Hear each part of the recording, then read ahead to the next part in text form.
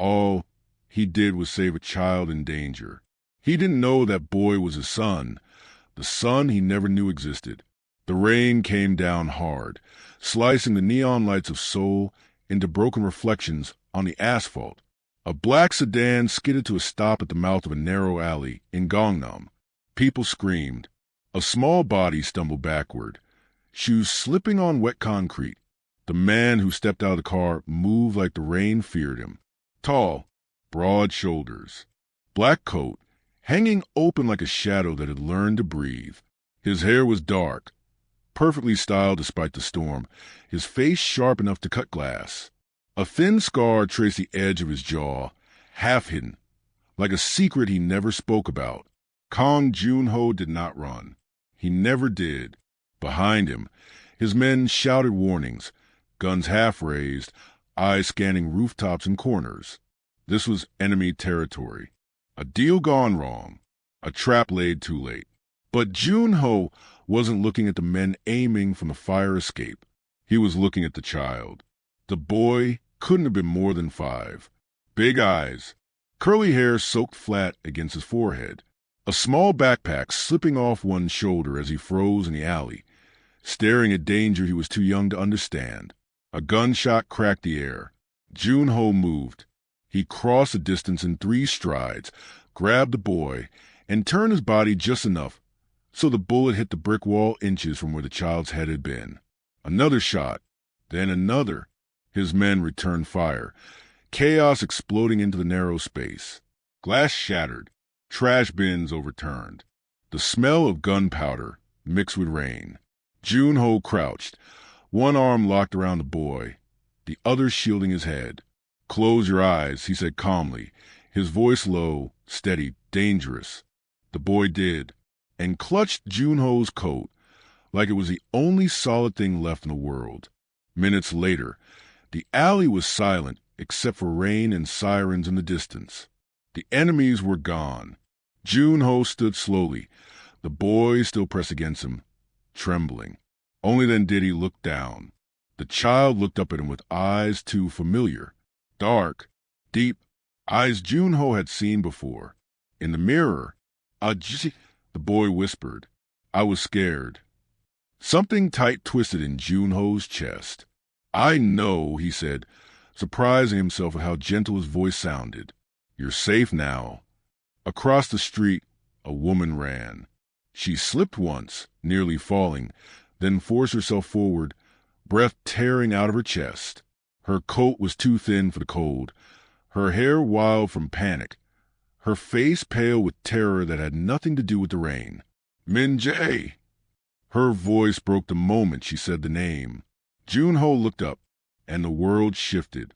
She stopped when she saw him holding the boy. For a second, no one moved. The woman's eyes locked onto his face, then dropped to the child in his arms. Relief flooded her expression, so fast it hurt to look at. She rushed forward and pulled the boy into her arms, hugging him tightly, checking his face, his hands, his legs. Are you hurt? She asked over and over, her accent unmistakable. American, but there was something else, something heavier, something tired. The boy shook his head. He saved me, Min-jae said, pointing at Joon-ho. He was like a hero. The word hit Joon-ho strangely. Hero. No one had ever called him that. The woman finally looked at him properly and froze. Her breath caught. Up close, she was beautiful in a quiet, unpolished way. Dark skin glowing even under alley lights. Eyes sharp but guarded, like someone who learned not to trust easily. There was strength in the way she stood, even now, even shaking. Thank you, she said carefully. Thank you for saving my son. My son? Joon-ho nodded once. You shouldn't be in this area at night. Her jaw tightened. We live nearby. I didn't know. She stopped because his men were stepping closer, because black cars were lining the street, because power moved around Kang Joon-ho like gravity. Her instincts screamed danger. She pulled Min-jae closer. I'll take him home now, she said. Joon-ho studied the child again. Something about him refused to let go. What's his name? Junho asked. Min Jae, the woman replied. Park Min Jae. Park, not Kong. Of course. Junho stepped aside, allowing them to pass, but as the woman walked away, the boy turned back. He waved. Bye, Ajusi. Junho lifted his hand without thinking. The car door opened behind him. Chairman Kong. His right-hand man said urgently, We need to move. Now. Junho didn't respond immediately. He watched the woman and child disappear into the rain. Something long buried stirred. That night, Seoul glittered beneath Kong Junho's penthouse windows. He stood alone, glass of untouched whiskey in his hand, city lights reflecting in his eyes. The penthouse was silent, too silent. His life was built on control, precision, violence when necessary. He ran Kong Group by day and the underworld by night. Politicians bowed, enemies vanished, allies feared disappointing him more than death. He had everything, except the one thing he never allowed himself to want. Peace. His phone buzzed. A report. The alley attack. The rival syndicate. Already handled. But Junho barely skimmed it. His mind was elsewhere. On a boy's eyes. On the way the child had clung to him. On a woman's voice cracking when she said, My son. Across the city, in a small apartment above a convenience store, Aisha Parker locked the door with shaking hands. She leaned her forehead against the wood and let out a breath she'd been holding for years. Min Jae tugged her sleeve. Mommy? She knelt instantly. I'm here. Are the bad men gone? Yes, she said softly. They're gone. She hugged him, pressing her lips to his hair. But inside, fear churned, because she knew who that man was. She'd seen his face before, on screens, in whispers, in warnings. Kong Junho, the Korean MAFIA CEO, the man she had run from 5 years ago with a secret so heavy it nearly crushed her, a secret sleeping peacefully in the next room. Back in the penthouse, Junho loosened his tie and stared at his reflection. For the first time in years, the scar on his jaw felt like nothing. Instead, his chest ached. And far away, in the quiet room where Min Jae slept, the boy murmured in his dreams. About rain, about a man in black. And neither of them knew that their lives had just collided, or that the blood tying them together was already awake. Junho's phone rang again. This time, it wasn't business. Find the woman, he said into the darkness. And the child. His eyes hardened. I want to know everything. The rain began again, and somewhere between danger and destiny, a truth waited to be uncovered. If you want to see what happens when secrets collide with fate, don't forget to like and subscribe. The truth is coming, and you won't want to miss it. The knock came at 2:17 a.m. Soft, controlled, too precise to be a mistake. Aisha froze in the narrow kitchen, her hand still wrapped around a glass of water she hadn't taken a sip from. The city outside her window hummed quietly, unaware that her heart had just started racing again. Min Jae was asleep. She had checked on him 3 times already. The knock came again. Aisha set the glass down slowly, every sound too loud in her ears. She moved toward the door on bare feet, each step careful, her pulse pounding like footsteps behind her. She didn't look through the peephole at first. She already knew. When she finally did, her breath caught in her throat. Black suit, broad shoulders. 2 men standing just far enough behind to pretend they weren't there. Kong Junho. He stood calmly in the dim hallway, rain no longer clinging to him. His expression unreadable. Not angry, not smiling, just certain. Aisha stepped back from the door like it had burned her. No, no, no, no. She locked it again, even though she knew how useless that was. The knock came a 3rd time. Aisha Parker. Junho said through the door. Her knees almost gave out. She pressed her palm against the wood, her voice barely steady. You have the wrong apartment. No, he replied quietly. I don't. Silence stretched between them. Min Jae shifted in his room, murmuring something in his sleep. Aisha closed her eyes. This was the moment she had been running from for 5 years. "You saved my son," she said. "That's all this was. A coincidence." Junho's voice lowered. "Open the door." "I can't." "I'm not here to hurt you." The words sounded practiced. That scared her more than a threat would have. "You shouldn't be here," she whispered. "Please." Another pause. Then, softer. Almost human. "I just want to talk." Aisha swallowed. Against every instinct screaming at her to run, she unlocked the door and opened a few inches. Junho didn't move. Up close, he was even more intimidating. Taller than she remembered. His presence filled the hallway, heavy and undeniable. But his eyes weren't cold the way the media painted them. They were searching. 5 minutes, she said. "That's all." He nodded once. Inside, the apartment was small but warm. Simple furniture. Children's drawings taped unevenly to the wall. A faint smell of cocoa and laundry soap. Not the life of someone connected to his world. Junho took it in silently. "You live here alone?" he asked. "With my son," she corrected. He glanced toward the closed bedroom door. Something unreadable crossed his face. "I won't stay long," he said. "You said that already?" He almost smiled. "Almost. I ran a background check," he continued. "Aisha Parker, Black American, came to Korea 6 years ago. Worked as a translator, then disappeared for a year, reappeared with a child." Aisha's fingers curled into fists. "You had no right." "I had every right," he replied evenly. "You were involved in an incident connected to me." Her laugh was sharp, bitter. "Involved?" "I was collateral damage." Junho stepped closer. The air shifted. "What happened 5 years ago?" he asked. She shook her head. "You don't get to ask that." His gaze dropped slowly to the photo on the shelf. Min Jae at a park, laughing, holding cotton candy. Junho stared too long. "How old is he?" he asked. Aisha's heart slammed against her ribs. 5, she said quickly. "He's 5. Junho nodded, but something in his eyes darkened. "That night," he said, voice quieter now, "you disappeared after the fire." Her breath hitched.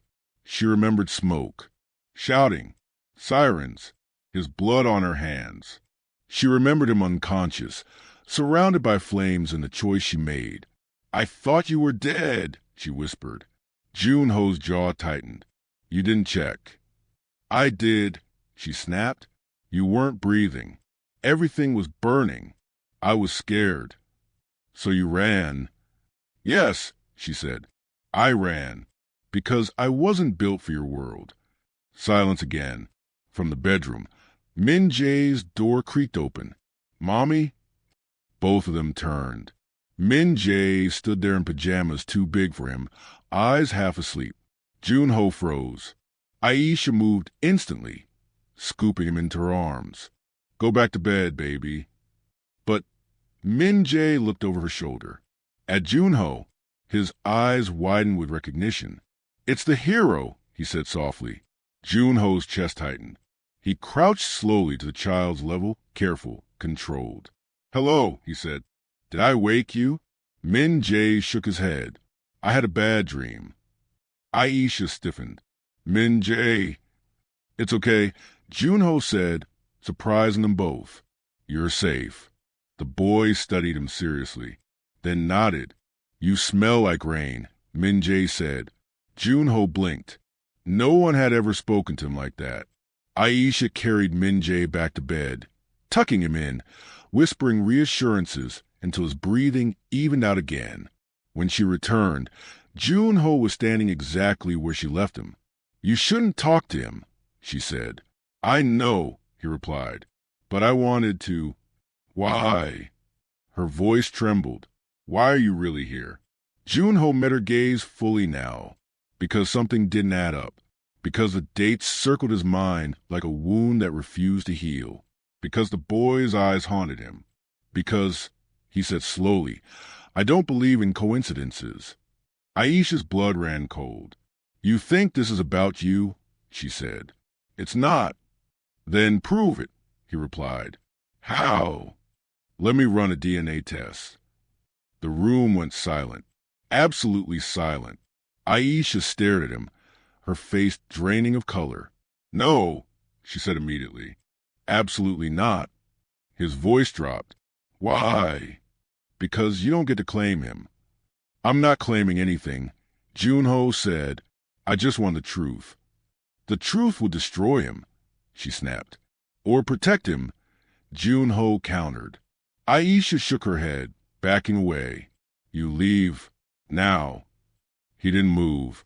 If he's mine, Junho said quietly, he's already in danger. The words hit her like a slap. You stay away from us, she said. If you care at all, you'll disappear from our lives. Junho studied her face. The fear, the defiance, the love. I can't do that, he said. Why? Because the answer terrified him. Because somewhere deep inside, a man who had never wanted anything suddenly wanted everything. I'll give you time, he said instead, but I won't walk away. He turned and left without another word. Aisha locked the door behind him and slid down against it, shaking. In the hallway, Junho stopped once. He pressed his hand against his chest. It hurt. Too much. Outside, his phone buzzed. A message from a security chief. Chairman, we found something. Old medical records. 5 years ago. Blood type match is rare. Same as yours. Junho closed his eyes, and far above the city, thunder rolled, because the truth was closer now, and when it surfaced, nothing would be the same. The city smelled like wet asphalt and neon, and Aisha could feel it pressing against her skin as she hurried down the alleyway, Min-jae clutching her hand tightly. Rain dripped from the eaves above, pooling in shallow puddles that reflected the chaotic glow of Seoul at night. Every sound felt magnified, the distant siren, the clatter of a loose metal sign, the hurried footsteps behind them. She glanced back. Nothing, but she knew better than to trust the shadows. A sudden shout made her jump. Mommy! Min-jae's small voice trembled.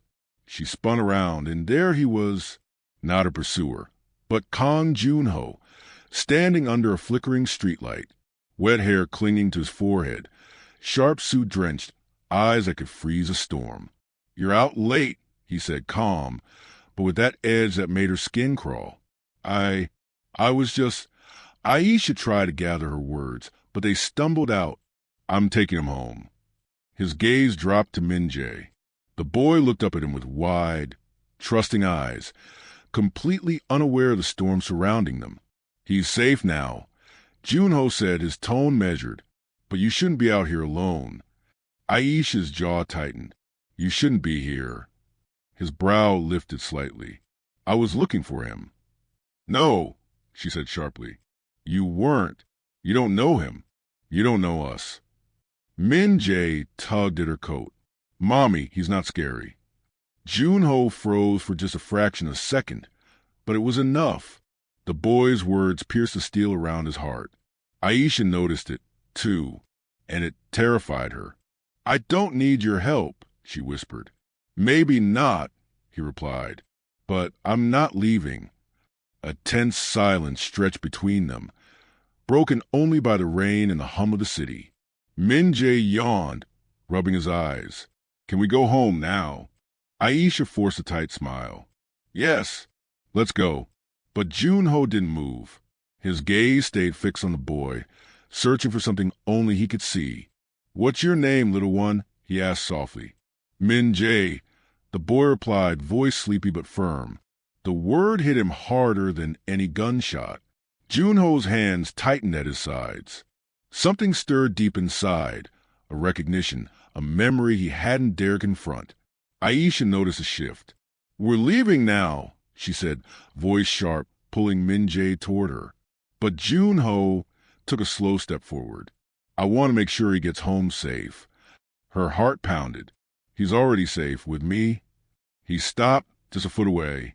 The rain-slick street between them felt like a battlefield. Eyes locked, breaths shallow, the tension almost unbearable. Then Min-jae, as if sensing the weight in the air, tugged at Jun-ho's sleeve. "You saved me before," he said softly. Jun-ho's chest tightened. He blinked, unable to respond. Aisha's stomach dropped. Something had changed. "You should leave," she said, voice trembling now, more from fear than anger. He didn't, because the truth he hadn't yet admitted to anyone was staring him in the face.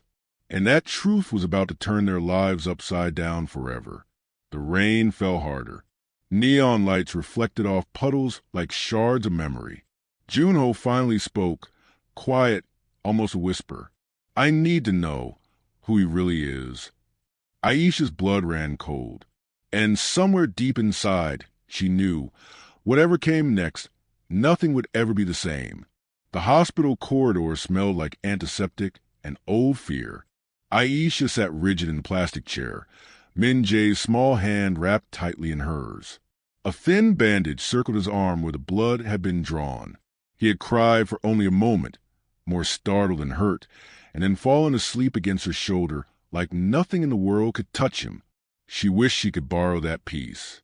Across the corridor, Kang Jun-ho stood with his back to the wall, arms crossed, his expression carved from stone. His men kept a respectful distance, pretending not to watch, pretending not to listen. Time moved strangely. Every second stretched. Aisha felt like she was waiting for a sentence. Guilty or innocent, mine or not mine. She broke the silence first. "You didn't have to do this here." Jun-ho didn't look at her. "It's safer." "Nothing about you is safe," she replied. That made him turn. His eyes softened for half a second before hardening again. "You think I don't know that?" Aisha swallowed. She shifted Min-jae slightly, careful not to wake him. "You never asked why I left," she said quietly. "I know why," Jun-ho replied. "Fear." Her lips pressed together. "No, love." That caught his attention. "I loved you enough to leave," she continued, "because if I stayed, I would have become another thing you had to protect, another weakness." "You decided that for me," he said. "I decided it for him," she snapped softly, glancing at Min-jae. A nurse appeared at the end of the hallway, holding a clipboard. Both of them stood at the same time. The nurse looked between them, clearly sensing the tension. "Mr. Kang?" Jun-ho nodded. "The results are ready," she said. "Please come with me." Aisha's heart began to pound so loudly she was sure everyone could hear it. Inside the small consultation room, the lights were too bright, too clean, too unforgiving. The doctor cleared his throat, eyes moving from Aisha to Jun-ho and back again. "The DNA test confirms," he said carefully, "with a 99.99% probability, Kang Jun-ho is the biological father of Park Min-jae." The words hung in the air, heavy, permanent. Aisha felt the room tilt. Jun-ho didn't move, didn't breathe, didn't blink. "Father." The words slammed into him with more force than any bullet ever had. The doctor continued speaking, but the rest blurred into noise. Jun-ho's gaze drifted to the door, to where Min-jae slept. His son, 5 years. 5 years stolen by silence, by fear, by fire and smoke and blood. Aisha stood slowly, her legs shaking. "Now you know," she said, "and now you leave." Jun-ho looked at her, really looked at her, the exhaustion in her eyes, the steel beneath it, the way her body curved protectively even when her child wasn't in her arms. "I can't," he said again. Her voice broke. "You promised time." "I promised not to walk away," he replied, "and I won't." She laughed quietly, tears slipping down her cheeks. "You don't get to be his father just because blood says so." Jun-ho stepped closer, lowering his voice. "I get to protect him." "You are the danger," she whispered. He didn't deny it. That night, Min-jae woke up in a room that wasn't his. A hospital room turned private suite. He rubbed his eyes and sat up slowly, confused. The city lights shimmered beyond the window, and there, sitting stiffly in a chair beside the bed, was the man in black. "You're awake," Jun-ho said. Min-jae studied him for a moment. "Are you my hero?" Jun-ho hesitated, then nodded. "I'll try to be." Min-jae yawned. "Mommy said I'm not supposed to talk to strangers." "I'm not a stranger," Jun-ho said softly. "Not anymore." The boy frowned, thinking. "Then what are you?" Jun-ho's chest tightened. "I'm family," he said. Min-jae smiled sleepily and lay back down. "Okay." Just like that, as if it made perfect sense. Jun-ho stayed awake all night, watching his son sleep, memorizing the rise and fall of his chest, the tiny scar on his knee, the way his fingers curled when he dreamed. This was his, this fragile, innocent life, and his enemies would smell it like blood in the water. By morning, the underworld already knew. A black car waited outside the hospital. Inside it, Jun-ho listened as the security chief spoke in a low, urgent voice. "Rival groups are moving," the man said. "They know about the child." Jun-ho's jaw tightened. "How many?" "Enough." Aisha stood at the hospital entrance, coat wrapped tightly around her, Min-jae clinging to her leg. "You're not taking him," she said flatly as Jun-ho approached. "I'm taking you both," he replied. "No," she said. "I won't raise my son in a cage." "You'll raise him alive," Jun-ho countered. She looked down at Min-jae, then back at Jun-ho. "What does it even mean to you?" she asked. "Be honest." Jun-ho knelt in front of Min-jae. "Do you trust me?" he asked. Min-jae nodded without hesitation. Aisha's heart cracked. Jun-ho stood. "He means everything." The car door opened, and from across the street, a gun was raised. The first shot shattered the morning calm. Jun-ho moved instantly, pulling Aisha and Min-jae down behind the car as glass exploded around them. Screams echoed. His men returned fire. Aisha clutched Min-jae tightly, her body shielding his. Jun-ho hovered over them, eyes blazing, blood trickling from a cut on his temple. "This is why," he said fiercely. "This is why I won't leave." The gunfire intensified, and as Jun-ho locked eyes with Aisha through the chaos, one truth became terrifyingly clear. There was no going back now. The safe house was silent except for Min-jae's breathing. Aisha sat on the edge of the bed, arms wrapped around her son, her body still tense as if bullets might tear through the walls at any moment. The place was nothing like her apartment. Too clean, too large, too guarded, too much like his world. Jun-ho stood near the window, phone pressed his ear, voice low and lethal. "Double the perimeter," he said. "No one gets within 100 meters without my approval."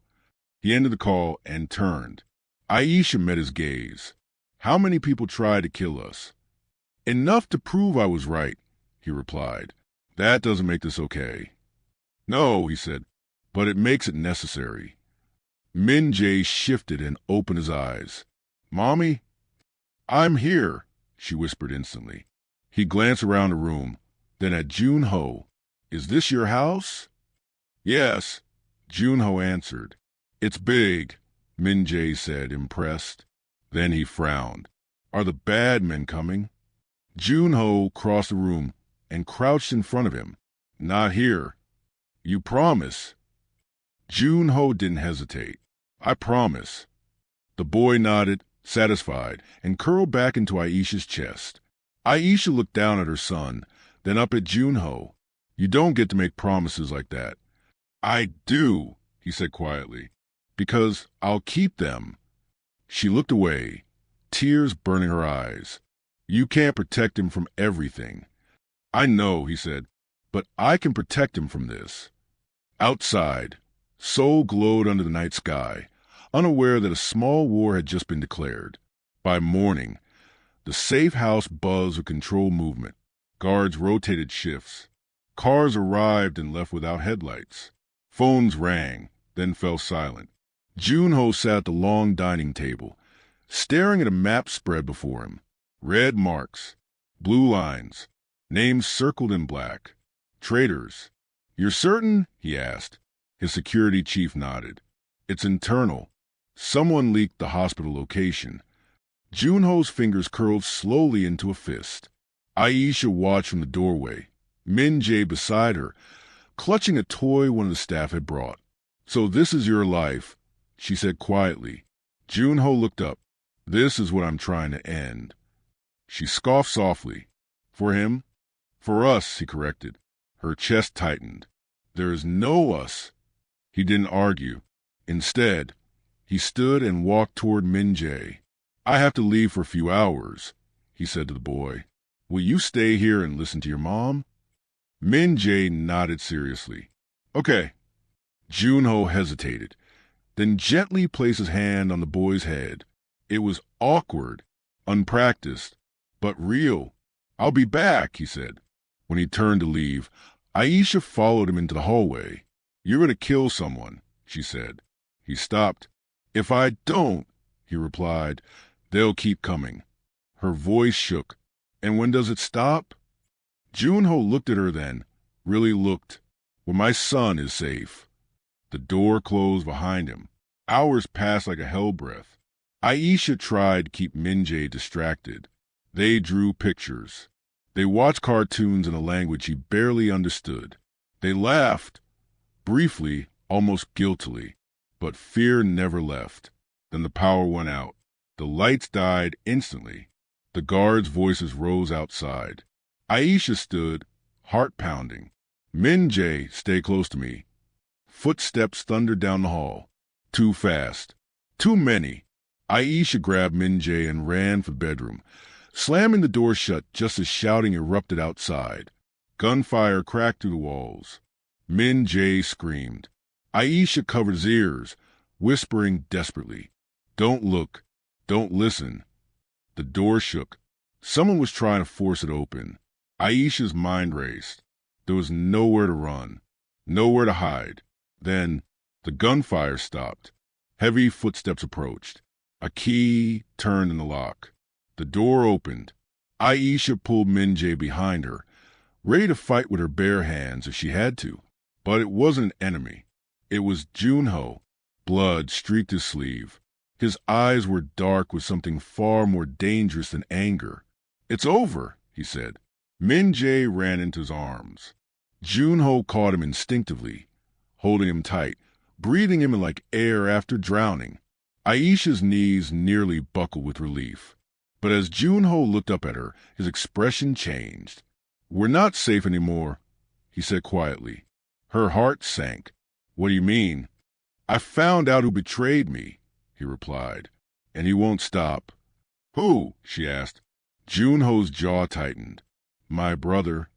The word hit her like a gunshot, and somewhere deep in the city, a man smiled, because the real war had just begun. The name echoed in the room long after Junho said it. My brother. Aisha stared at him, tried to understand how the danger could suddenly feel closer, more personal. Your brother? She repeated. Junho nodded once.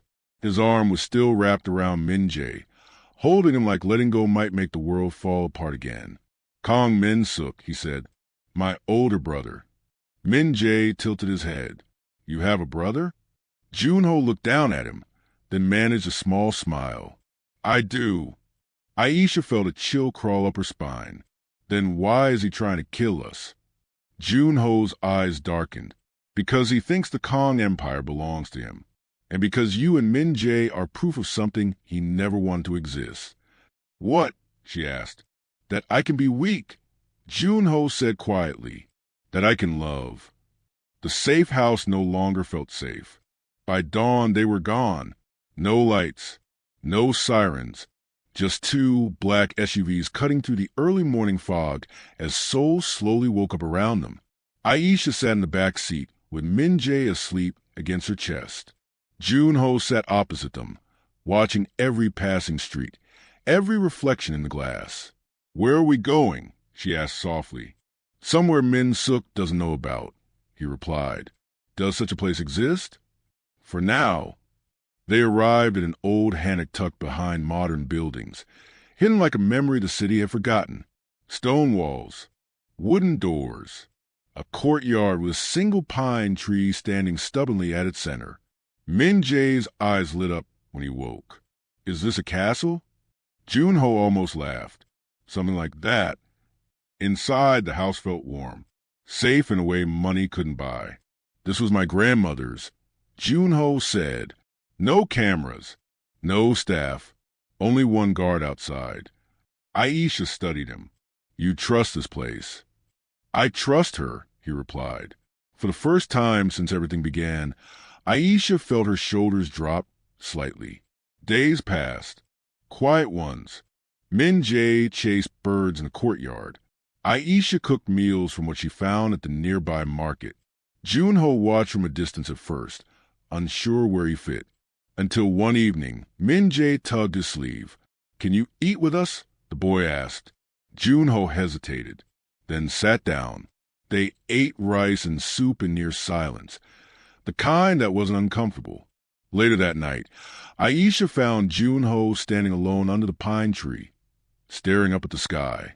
You don't sleep, she said. I don't dream, he replied. She stepped closer. He looks like you. Junho didn't deny it. So do you? She frowned. What does that mean? He has your courage, Junho said, and your fear. Her throat tightened. I was afraid you'd take him from me. I won't, he said immediately. She searched his face. Promise? I already made that promise, he said. This time to you. Something fragile settled between them. Something dangerous. That night, Junho received a call. Min Suk's voice came through smooth and amused. So, his brother said, you finally found something you care about. Junho's grip tightened on the phone. Stay away from them. A chuckle. You always were bad at sharing. The line went dead. The next morning, a package arrived at the gate. No sender. Inside was a single photograph. Min Jae, at the market, taken an hour ago. Aisha's blood ran cold. He was with me the whole time, she whispered. I didn't see anyone. Junho crushed the photo in his fist. He knows, he said, and he's getting closer. Before Aisha could speak, Min Jae ran in, holding something in his hand. Mommy, he said brightly, someone gave me this. Aisha froze. What? Min Jae opened his palm. A small toy car. Black. Identical to the one Junho had as a child. Junho felt his chest constrict, because Min Suk never forgot details. And this was a message. The war wasn't coming. It had already arrived. The toy car lay between them like a threat, disguised as kindness. Aisha slowly took it from Min Jae's hand, her fingers trembling despite her effort to stay calm. Who gave you this? She asked gently. Min Jae shrugged. The smiling uncle. He said it was a gift. Junho's blood ran cold. Where? He asked, his voice careful not to alarm the child. By the gate, Min Jae said. He knew my name. Aisha felt dizzy. She pulled Min Jae into her arms, holding him too tightly. Junho turned away, jaw clenched, and spoke quietly into his phone. Within seconds, guards were swarming the perimeter. He was here, Aisha whispered. Inside the walls. Yes, Junho replied, and he wanted me to know. That night, the hammock felt smaller, the shadows longer, every sound too loud. Min Jae slept between them on the floor, his small body warm and trusting. Aisha lay awake, staring at the ceiling, while Junho sat against the wall, eyes open, mind racing. You could send us away, she said softly. Somewhere far. America. Anywhere. Junho shook his head. He'd follow. Then what do we do? We stopped running. She turned to face him. You can't win a war like this without losing yourself. I already lost myself, he said quietly. A long time ago. Their eyes met in the dim light. For the first time, Aisha saw fear in him, not of death, but of failing his son. Morning brought rain again. Junho left early, returning before noon with blood on his knuckles and fire in his eyes. "He's moving," he said, "taking over my routes, turning my people." Aisha stood. "This ends now." He looked at her sharply. "What do you mean?" "I mean I won't let Min Jae be the reason brothers kill each other." Before Junho could respond, his phone rang. Min Suk. He answered. "Did you like the toy?" Min Suk asked lightly. "Stay away from my son." Junho said. A laugh. "Your son. It sounds strange when you say it. What do you want?" Silence. Then softly, "Meet me?" Aisha shook her head violently. "No." Junho raised a hand. "Where?" "Tomorrow night," Min Suk replied. "The old shipyard. Come alone." "You won't touch them," Junho said. "I already have," Min Suk replied. "I just chose not to hurt them. Yet." The call ended. Aisha's voice broke. "You can't go." "I have to," Junho said. "If I don't, he'll keep circling us." She grabbed his arm. "Then take us with you." His eyes widened. "No, we're already part of this," she said. "You don't get to decide alone anymore." Min Jae appeared in the doorway, rubbing his eyes. "Why are you shouting?" Aisha knelt immediately. "We're not, baby." Junho crouched too. "We're just talking." Min Jae looked between them. "Are you fighting?" "No," Junho said. "We're protecting you." Min Jae thought for a moment. "Then don't go alone." The words landed heavier than any threat. That evening, as the city lights flickered on, Junho stood by the door, dressed in black. Aisha faced him, fear and resolve tangled together. "If you die," she said quietly, "I will never forgive you."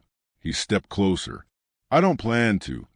She hesitated, then reached out, gripping his coat. "Come back." He covered her hand with his own. "I will."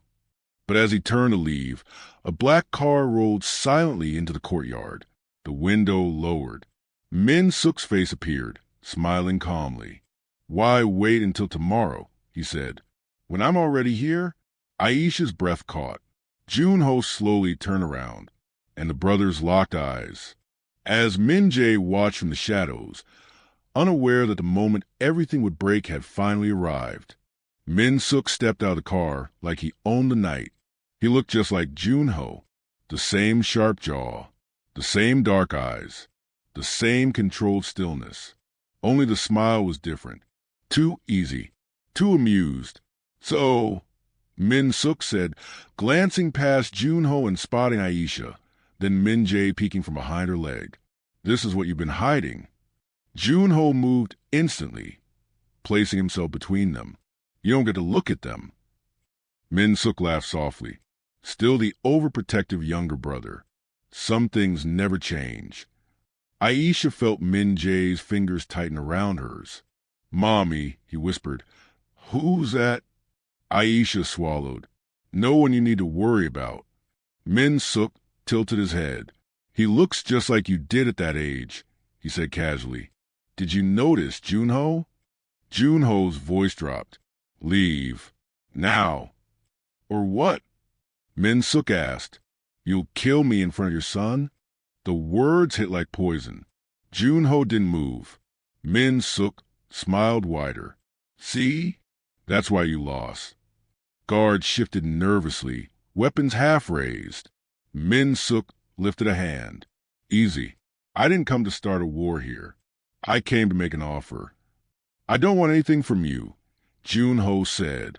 "But you already have," Min Suk replied. "You took the throne. You took my life. And now you've taken something far more dangerous." Aisha stepped forward despite herself. "He's a child." Min Suk looked at her with sudden interest. "Ah, you must be the mother. You did a fine job disappearing." Her spine stiffened. "Stay away from my son." Min Suk chuckled. "You're brave. I like that." Junho snapped. "Don't speak to her." Min Suk raised his hands in mock surrender. Relax. I'm not here to hurt anyone. Then why are you here? Aisha demanded. Min Suk's gaze returned to Junho. Because you're weak now, and weak leaders don't survive. Silence fell.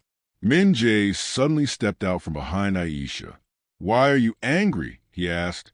Everyone froze. Min Suk looked down at him, surprised. The boy frowned. My teacher says when people are angry, it's because they're lonely. Aisha's heart stopped.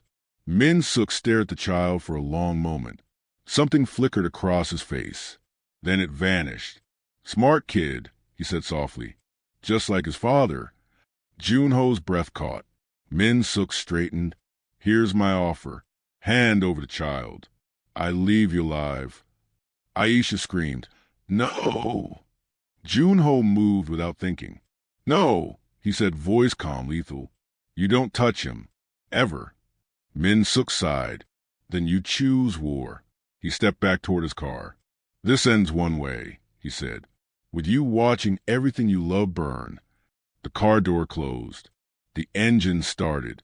And just like that, he was gone. The courtyard felt hollow. Min Jae looked up at Junho. Is he a bad guy? Junho knelt in front of him, hands steady despite the storm inside his chest. Yes. Min Jae nodded solemnly. Then you'll protect us. It wasn't a question. Junho pulled him into his arms, holding him tighter than he ever had. I will, he said, no matter what. That night, Junho made his decision. By morning, he would dismantle everything Min Suk controlled. All of it. Aisha stood at the doorway, watching him prepare, fear and pride twisting together. This will change you, she said. Junho looked at her. It already has. She stepped closer. If you go down this path. I'll come back, he said. For you, for him. She searched his face, then nodded, because love, she realized, was already the most dangerous thing in his world. And far across the city, Kang Min Suk smiled to himself, because the final move was finally in play. The city didn't sleep that night. Neither did Junho. By dawn, Seoul moved like a chessboard beneath his feet. Phones rang once and went silent. Doors opened that had been closed for years. Names were spoken that hadn't been spoken since blood last stained concrete. Junho wasn't hunting his brother. He was dismantling him. Quietly, precisely. Aisha watched in the hammock as men came and went, their faces tight, their movements urgent. She kept Min Jae inside, reading him stories, playing soft music, pretending the world wasn't sharpening its knives outside their door. But Min Jae felt it. He always did. Are you going to fight the bad uncle? He asked softly as Junho crouched to tie his shoes. Junho paused. He looked at his son, really looked at him, and nodded. I'm going to stop him. Min Jae frowned. Will it hurt? Junho swallowed. I'll be careful. That's what Mommy says, Min Jae replied, when she's scared. Aisha's chest tightened. She walked Junho to the gate. The morning air was cool, heavy with the promise of rain. If you die, she said again, voice steady but eyes shining, he wins. I won't die, Junho replied. She reached for him before she could stop herself, gripping the front of his coat. You don't get to be reckless anymore. He covered her hands with his. I know. For a moment, the world narrowed. I never stopped thinking about you, he said quietly. Her breath hitched. You never tried to find me. I thought you were safer without me, he said. I was wrong. She nodded, tears slipping free. Come back. He leaned in, resting his forehead against hers. I will. Then he was gone. By afternoon, the underworld was in chaos. Min Suk's routes shut down one by one. His allies vanished. His money froze. His name stopped opening doors. Min Suk stood in a glass office high above the river, watching reports scroll across a screen.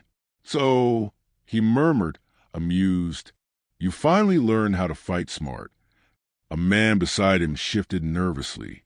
Chairman Kong. Min Suk raised a hand. Relax. This was expected. He turned to the window. It's time, he said. Back at the hammock, the rain finally came. Hard. Sudden. Aisha paced the floor, phone clutched in her hand. No messages. No updates. Min Jae sat by the window, watching the rain race down the glass. I don't like today, he said. Aisha knelt beside him. Why? It feels loud, he replied. Then the gate creaked open. A black car rolled slowly into the courtyard. Aisha's heart slammed into her ribs. She grabbed Min Jae and pulled him back. The car stopped. The door opened. Not Min Suk. Junho. He stepped out soaked, a cut along his brow, his suit torn but standing. Alive. Aisha ran to him without thinking. You're hurt, she said, hands trembling as she touched his face. It's nothing, he replied. Min Jae ran into his arms, clinging to him. You came back. Junho held him tightly. I told you I would. For a moment, peace settled. Just for a moment. Then Junho's phone rang. He answered. Min Suk's voice came through calm and satisfied. Impressive, he said. You took everything I built. Junho's expression hardened. It's over. A soft laugh. No, it's just balance now. What did you do? Junho demanded. Min Suk's voice lowered. I let you win so you come home. The rain intensified. Junho's eyes snapped at the road. Headlights appeared. Too many. Too fast. Black vehicles poured into the narrow street, surrounding the hammock in seconds. Aisha's blood ran cold. Min Suk's voice echoed through the phone one last time. One last move, little brother, he said. Choose. The line went dead. Junho slowly turned to Aisha, and for the first time, he didn't know which choice would save his family. As the engines roared closer, the world held its breath, waiting for the final decision. The engines went silent. That was the most terrifying part. Junho stood in front of Aisha and Min Jae, his body instinctively shielding them as armed men stepped out cars and formed a circle around the hammock. Rain slid down their coats. Guns stayed visible but lowered. Min Jae clutched Aisha's coat. Mommy? She bent down instantly. It's okay. Stay behind me. Junho exhaled slowly. Then Kong Min Suk stepped forward. No weapon in his hand. Only a calm smile on his face. Still protecting, Min Suk said, Even now. Junho's voice was steady. End this. Min Suk's gaze shifted to Min Jae. That depends on you. Aisha felt her blood turn to ice. He's a child. So was I, Min Suk replied lightly. When our father decided which son was useful. Junho stiffened. Min Suk continued. You were chosen. I was discarded. Everything I built was to prove I wasn't weak. You didn't have to do this, Junho said. You never did. Min Suk laughed softly. Easy to say from the throne. Min Jae suddenly stepped forward again. Why don't you stop? He asked. Everyone froze. Min Suk looked down at him. Because stopping means losing. Min Jae shook his head. My dad says stopping can mean protecting. The word hit Junho like a blow.